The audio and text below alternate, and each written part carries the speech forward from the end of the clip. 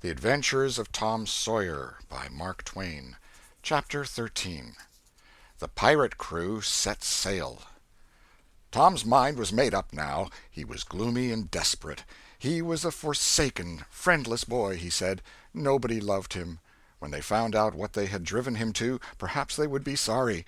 He had tried to do right and get along, but they would not let him. Since nothing would do them but to get rid of him, let it be so. And let them blame him for the consequences. Why shouldn't they? What right had the friendless to complain? Yes, they had forced him to it at last. He would lead a life of crime. There was no choice. By this time he was far down Meadow Lane, and the bell for school to "take up" tingled faintly upon his ear. He sobbed, now, to think he should never, never hear that old familiar sound any more. It was very hard, but it was forced on him. Since he was driven out into the cold world, he must submit. But he forgave them. Then the sobs came thick and fast. Just at this point he met his soul's sworn comrade, Joe Harper, hard-eyed and with evidently a great and dismal purpose in his heart. Plainly here were two souls with but a single thought. Tom, wiping his eyes with his sleeve, began to blubber out something about a resolution to escape from hard usage and lack of sympathy at home by roaming abroad into the great world never to return, and ended by hoping that Joe would not forget him. But it transpired that this was a request which Joe had just been going to make of Tom, and had come to hunt him up for that purpose. His mother had whipped him for drinking some cream which he had never tasted and knew nothing about. It was plain that she was tired of him and wished him to go. If she felt that way, there was nothing for him to do but succumb. He hoped she would be happy, and never regret having driven her poor boy out into the unfeeling world to suffer and die. As the two boys walked sorrowing along, they made a new compact to stand by each other and be brothers, and never separate till death relieved them of their troubles. Then they began to lay their plans. Joe was for being a hermit and living on crusts in a remote cave, and dying, sometime, of cold and want and grief. But after listening to Tom, he conceded that there were some conspicuous advantages about a life of crime, and so he consented to be a pirate. 3 miles below St. Petersburg, at a point where the Mississippi River was a trifle over a mile wide, there was a long, narrow, wooded island, with a shallow bar at the head of it, and this offered well as a rendezvous. It was not inhabited. It lay far over towards the further shore, abreast a dense and almost wholly unpeopled forest. So Jackson's Island was chosen. Who were to be the subjects of their piracies was a matter that did not occur to them. Then they hunted up Huckleberry Finn, and he joined them promptly, for all careers were one to him. He was indifferent. They presently separated to meet at a lonely spot on the river bank 2 miles above the village at the favorite hour, which was midnight. There was a small log raft there which they meant to capture. Each would bring hooks and lines, and such provision as he could steal in the most dark and mysterious way, as became outlaws, and before the afternoon was done they had all managed to enjoy the sweet glory of spreading the fact that pretty soon the town would hear something. All who got this vague hint were cautioned to be mum and wait. About midnight Tom arrived with a boiled ham and a few trifles, and stopped in a dense undergrowth on a small bluff overlooking the meeting-place. It was starlight and very still. The mighty river lay like an ocean at rest. Tom listened a moment, but no sound disturbed the quiet. Then he gave a low, distinct whistle. It was answered from under the bluff. Tom whistled twice more. These signals were answered in the same way. Then a guarded voice said, "Who goes there?" "Tom Sawyer, the Black Avenger of the Spanish Main. Name your names." "Huck Finn, the Red-Handed, and Joe Harper, the Terror of the Seas." Tom had furnished these titles from his favorite literature. "'Tis well. Give the countersign." 2 hoarse whispers delivered the same awful word simultaneously to the brooding night. "Blood!" Then Tom tumbled his ham over the bluff and let himself down after it, tearing both skin and clothes to some extent in the effort.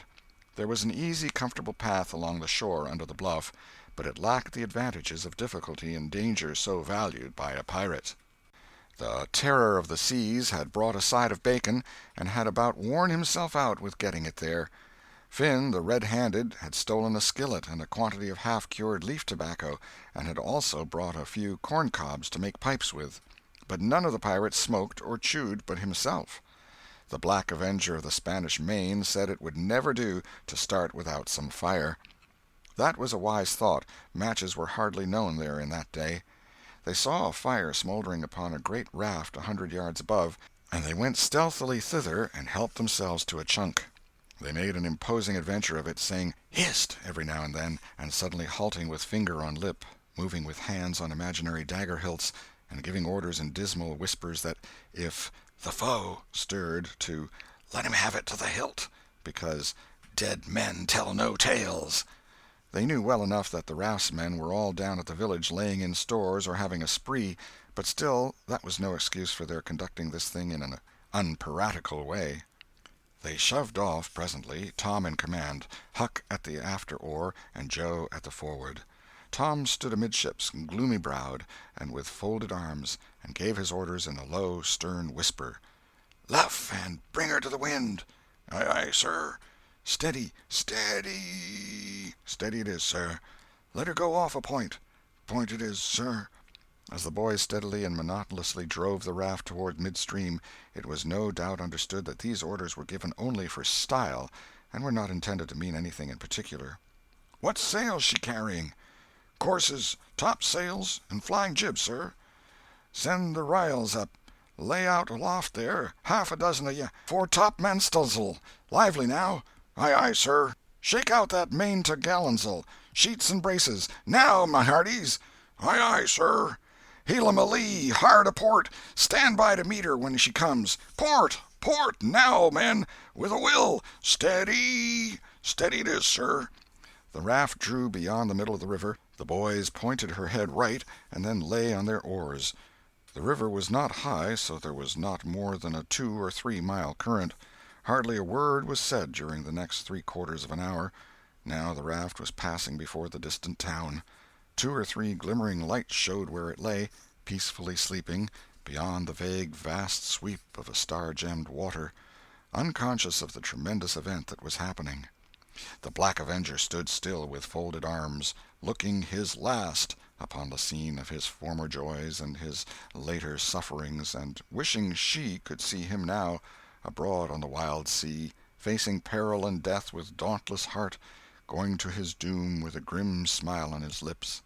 It was but a small strain on his imagination to remove Jackson Island beyond eye-shot of the village, and so he "looked his last" with a broken and satisfied heart.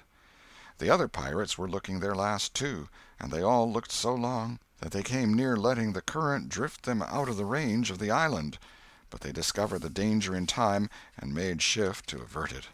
About 2 o'clock in the morning the raft grounded on the bar 200 yards above the head of the island, and they waded back and forth until they had landed their freight. Part of the little raft's belongings consisted of an old sail, and this they spread over a nook in the bushes for a tent to shelter their provisions, but they themselves would sleep in the open air in good weather, as became outlaws.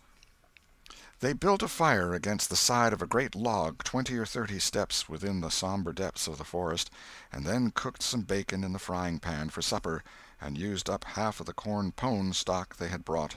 It seemed glorious sport to be feasting in that wild, free way in the virgin forest of an unexplored and uninhabited island, far from the haunts of men, and they said they never would return to civilization. The climbing fire lit up their faces and threw its ruddy glare upon the pillared tree-trunks of their forest temple, and upon the varnished foliage and festooning vines.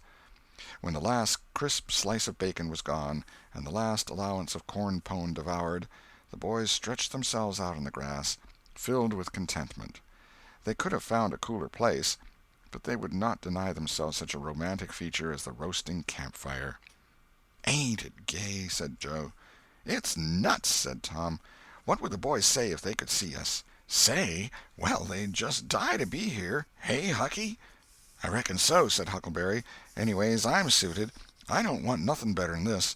I don't ever get enough to eat, generally, and here they can't come and pick at a feller and bully-rag him so." "It's just the life for me," said Tom. You don't have to get up mornings, and you don't have to go to school and wash and all that blame foolishness. You see, a pirate don't have to do anything, Joe, when he's ashore, but a hermit, he has to be a praying considerable, and then he don't have any fun, anyway, all by himself that way." "Oh, yes, that's so," said Joe, "but I hadn't thought much about it, you know. I'd a good deal rather be a pirate, now that I've tried it." "You see," said Tom, "people don't go much on hermits nowadays, like they used to in the old times, but a pirate's always respected, and a hermit's got to sleep on the hardest place he can find, and put sackcloth and ashes on his head, and stand out in the rain, and—" "What does he put sackcloth and ashes on his head for?" inquired Huck. "I don't know, but they's got to do it. Hermits always do. You'd have to do that if you was a hermit."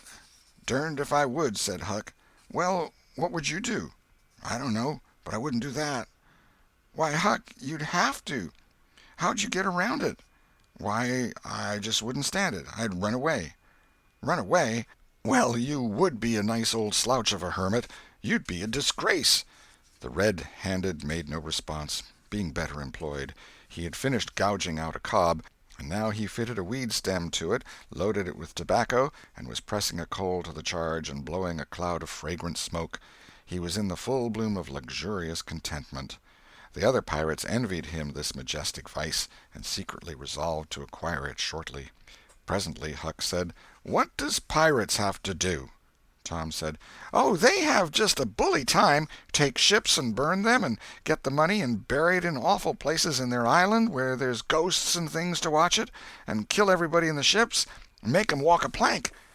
"And they carry the women to the island," said Joe. "They don't kill the women." "No," assented Tom, "they don't kill the women. They're too noble, and the women's always beautiful, too." "And don't they wear the bulliest clothes? Oh, no, all gold and silver and diamonds," said Joe, with enthusiasm. "Who?" said Huck. "Why, the pirates." Huck scanned his own clothing forlornly. "I reckon I ain't dressed fitting for a pirate," said he, with a regretful pathos in his voice, "but I ain't got none but these." But the other boys told him the fine clothes would come fast enough after they should have begun their adventures. They made him understand that his poor rags would do to begin with, though it was customary for wealthy pirates to start with a proper wardrobe. Gradually their talk died out, and drowsiness began to steal upon the eyelids of the little waifs. The pipe dropped from the fingers of the red-handed, and he slept the sleep of the conscience-free and the weary. The Terror of the Seas and the Black Avenger of the Spanish Main had more difficulty in getting to sleep. They said their prayers inwardly and lying down, since there was nobody there with authority to make them kneel and recite aloud.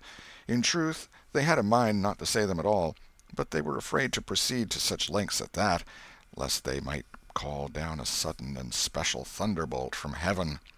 Then at once they reached and hovered upon the imminent verge of sleep.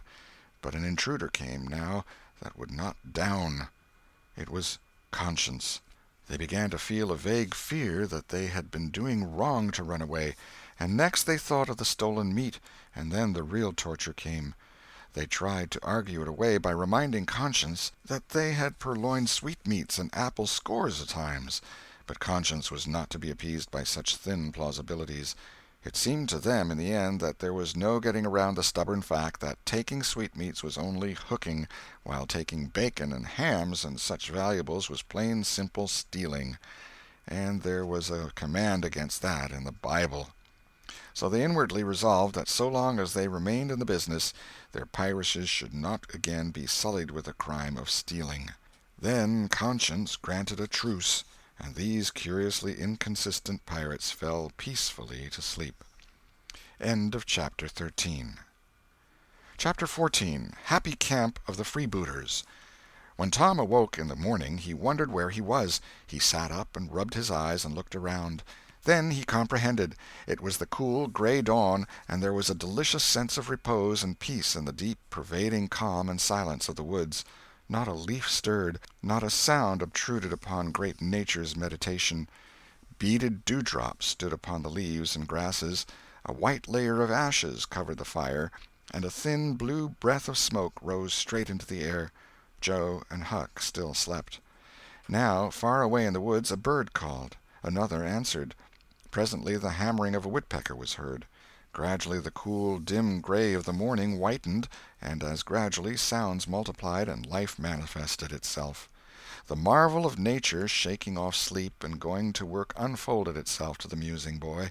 A little green worm came crawling over a dewy leaf, lifting two-thirds of his body into the air from time to time and sniffing around, then proceeding again, for he was measuring, Tom said, and when the worm approached him of its own accord, he sat as still as a stone, with his hopes rising and falling by turns, as the creature still came toward him or seemed inclined to go elsewhere. And when at last it considered a painful moment with its curved body in the air and then came decisively down upon Tom's leg and began journeying over him, his whole heart was glad, for that meant that he was going to have a new suit of clothes, without the shadow of a doubt a gaudy piratical uniform. Now a procession of ants appeared, from nowhere in particular, and went about their labors. One struggled manfully by with a dead spider 5 times as big as itself in its arms, and lugged it straight up a tree trunk. A brown-spotted ladybug climbed the dizzy height of a grass-blade, and Tom bent down close to it and said, "Ladybug, ladybug, fly away home. Your house is on fire, your children's alone." And she took wing and went off to see about it, which did not surprise the boy, for he knew of old that this insect was credulous about conflagrations, and he had practised upon its simplicity more than once. A tumblebug came next, heaving sturdily at its ball, and Tom touched the creature to see it shut its legs against its body and pretend to be dead. The birds were fairly rioting by this time. A catbird, the northern mocker, lit in a tree over Tom's head, and trilled out her imitations of her neighbors in a rapture of enjoyment. Then a shrill jay swept down, a flash of blue flame, and stopped on a twig almost within the boy's reach, cocked his head to one side and eyed the strangers with a consuming curiosity. A gray squirrel and a big fellow of the fox kind came scurrying along, sitting up at intervals to inspect and chatter at the boys, for the wild things had probably never seen a human being before and scarcely knew whether to be afraid or not. All nature was wide awake and stirring now. Long lances of sunlight pierced down through the dense foliage far and near, and a few butterflies came fluttering upon the scene. Tom stirred up the other pirates, and they all clattered away with a shout, and in a minute or two were stripped and chasing after and tumbling over each other in the shallow limpid water of the white sandbar. They felt no longing for the little village sleeping in the distance beyond the majestic waste of water. A vagrant current, or a slight rise in the river, had carried off their raft, but this only gratified them, since its going was something like burning the bridge between them and civilization. They came back to camp wonderfully refreshed, glad-hearted, and ravenous, and they soon had the campfire blazing up again. Huck found a spring of clear cold water close by, and the boys made cups of broad oak or hickory leaves, and felt that water, sweetened with such wildwood charm as that, would be a good enough substitute for coffee. While Joe was slicing bacon for breakfast, Tom and Huck asked him to hold on a minute. They stepped to a promising nook in the river bank and threw in their lines. Almost immediately they had reward. Joe had not had time to get impatient before they were back again with some handsome bass, a couple of sun perch, and a small catfish, provisions enough for quite a family. They fried the fish with the bacon, and were astonished, for no fish had ever seemed so delicious before. They did not know that the quicker a fresh-water fish is on the fire after it is caught the better he is, and they reflected little upon what a sauce open-air sleeping, open-air exercise, bathing, and a large ingredient of hunger makes, too. They lay around in the shade after breakfast while Huck had a smoke, and then went off through the woods on an exploring expedition. They tramped gaily along over decaying logs, through tangled underbrush, among solemn monarchs of the forest, hung from their crowns to the ground with a drooping regalia of grapevines. Now and then they came upon snug nooks carpeted with grass and jeweled with flowers. They found plenty of things to be delighted with, but nothing to be astonished at. They discovered that the island was about 3 miles long and 1/4 of a mile wide, and that the shore it lay closest to was only separated from it by a narrow channel hardly 200 yards wide. They took a swim about every hour, so it was close upon the middle of the afternoon when they got back to the camp. They were too hungry to stop to fish, but they fared sumptuously upon cold ham, and then threw themselves down in the shade to talk. But the talk soon began to drag, and then died. The stillness, the solemnity that brooded in the woods, and the sense of loneliness began to tell upon the spirits of the boys. They fell to thinking. A sort of undefined longing crept upon them. This took dim shape presently. It was budding homesickness. Even Finn, the red-handed, was dreaming of his doorsteps and empty hogsheads. But they were all ashamed of their weakness, and none was brave enough to speak his thought. For some time now the boys had been dully conscious of a particular sound in the distance, just as one sometimes is of the ticking of a clock which he takes no distinct note of. But now this mysterious sound became more pronounced and forced a recognition. The boys started, glanced at each other, and then each assumed a listening attitude. There was a long silence, profound and unbroken, and then a deep sullen boom came floating down out of the distance. "What is it?" exclaimed Joe under his breath. "I wonder," said Tom in a whisper. "'Tain't thunder," said Huckleberry in an awed tone, "'cause thunder—" "Hark!" said Tom. "Listen, don't talk." They waited a time that seemed an age, and then the same muffled boom troubled the solemn hush. "Let's go and see." They sprang to their feet and hurried to the shore toward the town. They parted the bushes on the bank and peered out over the water. The little steam ferry-boat was about a mile below the village, drifting with the current. Her broad deck seemed crowded with people. There was a great many skiffs rowing about or floating with the stream in the neighborhood of the ferry-boat, but the boys could not determine what the men in them were doing. Presently a great jet of white smoke burst from the ferry-boat's side, and as it expanded and rose in a lazy cloud, that same dull throb of sound was borne to the listeners again. "I know now!" exclaimed Tom. "Somebody's drownded." "That's it," said Huck. "They done that last summer when Bill Turner got drownded. They shoot a cannon over the water, and that makes him come up to the top." "Yes, and they take loaves of bread and put quicksilver in 'em and set 'em afloat, and wherever there's anybody that's drownded they'll float right there and stop." "Yes, I've heard about that," said Joe. "I wonder what makes the bread do that."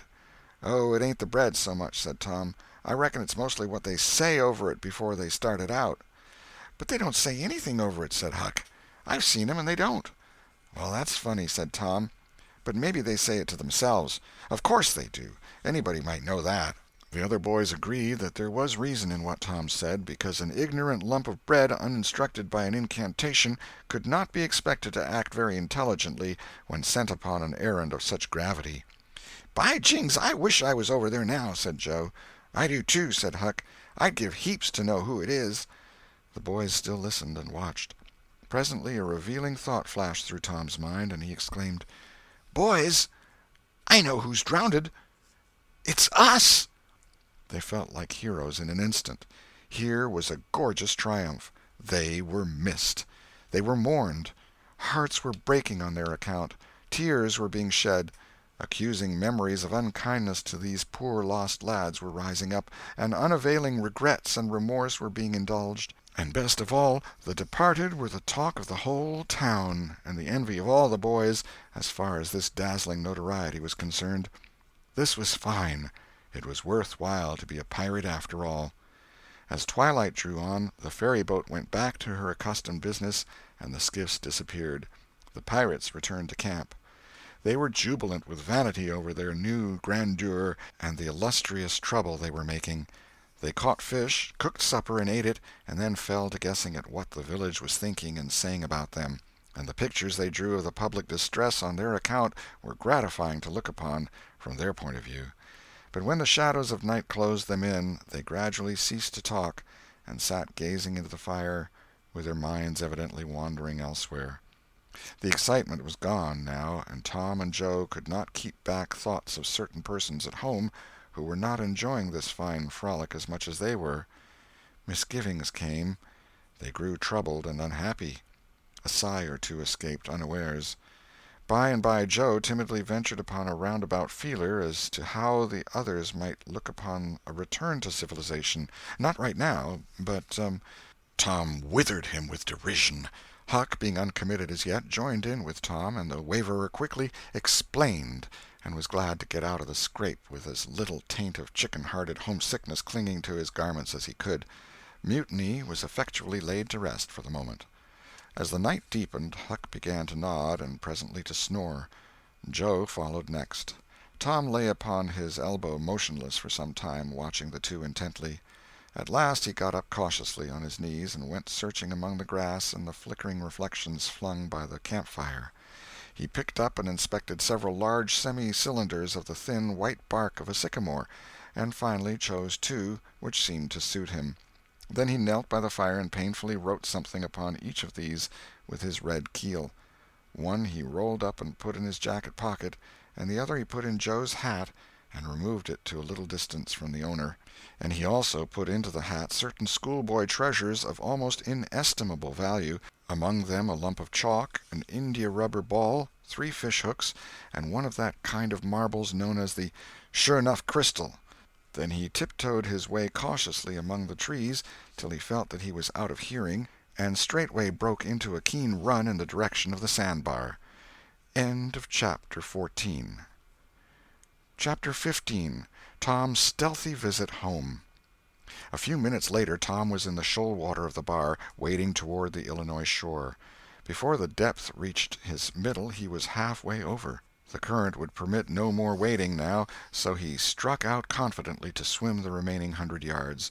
He swam quartering upstream, but still was swept downward rather faster than he had expected. However, he reached the shore finally, and drifted along till he found a low place and drew himself out. He put his hand on his jacket pocket, found his piece of bark safe, and then struck through the woods, following the shore with streaming garments. Shortly before 10 o'clock he came out into an open place opposite the village, and saw the ferryboat lying in the shadow of the trees and the high bank. Everything was quiet under the blinking stars. He crept down the bank, watching with all his eyes, slipped into the water, swam 3 or 4 strokes, and climbed into the skiff that did yawl duty at the boat's stern. He laid himself down under the thwarts and waited, panting. Presently the cracked bell tapped, and a voice gave the order to "cast off." A minute or two later the skiff's head was standing high up against the boat's swell, and the voyage was begun. Tom felt happy in his success, for he knew it was the boat's last trip for the night. At the end of a long 12 or 15 minutes the wheel stopped, and Tom slipped overboard and swam ashore in the dusk, landing 50 yards downstream, out of danger of possible stragglers. He flew along unfrequented alleys, and shortly found himself at his aunt's back fence. He climbed over, approached the L, and looked in at the sitting-room window, for a light was burning there. There sat Aunt Polly, Sid, Mary, and Joe Harper's mother, grouped together, talking. They were by the bed, and the bed was between them and the door. Tom went to the door and began to softly lift the latch. Then he pressed gently, and the door yielded a crack. He continued pushing cautiously, and quaking every time it creaked, till he judged he might squeeze through on his knees. So he put his head through and began warily. "What makes the candles blow so?" said Aunt Polly. Tom hurried up. "Why, that door's open, I believe. Why, of course it is. No end of strange things now. Go along and shut it, Sid." Tom disappeared under the bed just in time. He lay and breathed himself for a while, then crept to where he could almost touch his aunt's foot. "But as I was saying," said Aunt Polly, "he warn't bad, so to say, only mischievous, only just giddy and harum-scarum, you know. He warn't any more responsible than a colt. He never meant any harm, and he was the best-hearted boy that ever was," and she began to cry. "It was just so with my Joe, always full of his devilment and up to every kind of mischief, but he was just as unselfish and kind as he could be. And laws bless me, to think I went and whipped him for taking that cream, never once recollecting that I throwed it out myself because it was sour, and I never to see him again in this world, never, never, never, poor abused boy." And Mrs. Harper sobbed as if her heart would break. "I hope Tom's better off where he is," said Sid. "But if he'd been better in some ways—" "Sid!" Tom felt the glare of the old lady's eye, though he could not see it. "Not a word against my Tom, now that he's gone. God'll take care of him. Never you trouble yourself, sir. Oh, Mrs. Harper, I don't know how to give him up. I don't know how to give him up.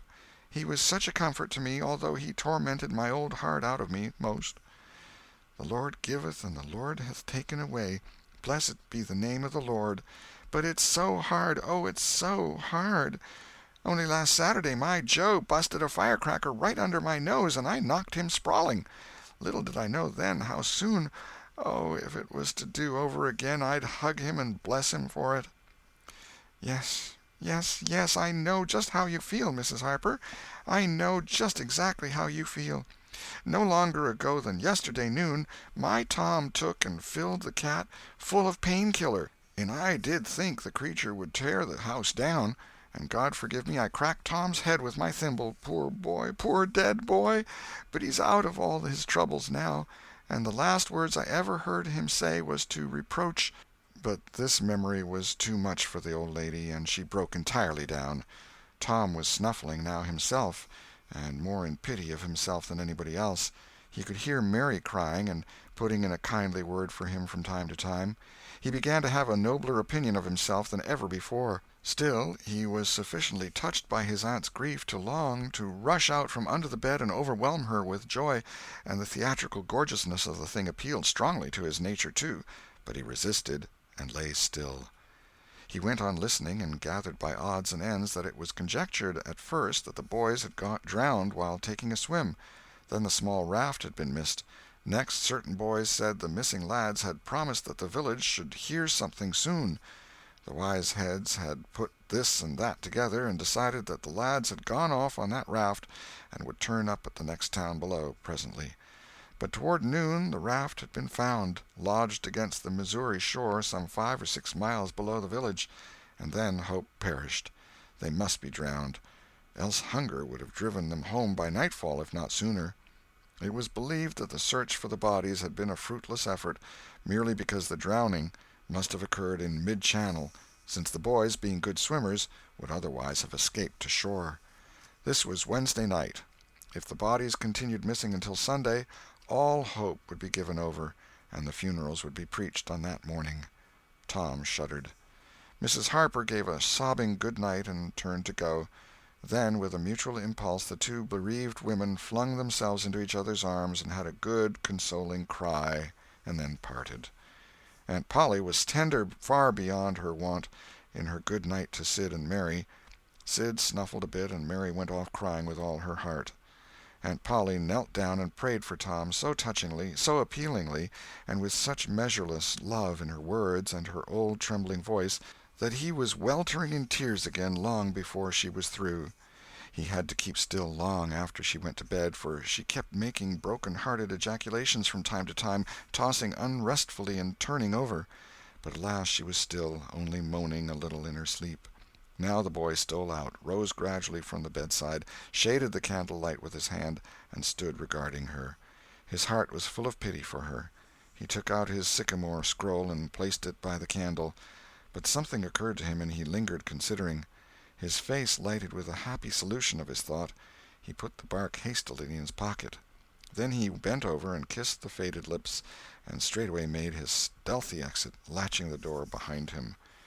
He threaded his way back to the ferry landing, found nobody at large there, and walked boldly on board the boat, for he knew she was tenantless except that there was a watchman who always turned in and slept like a graven image.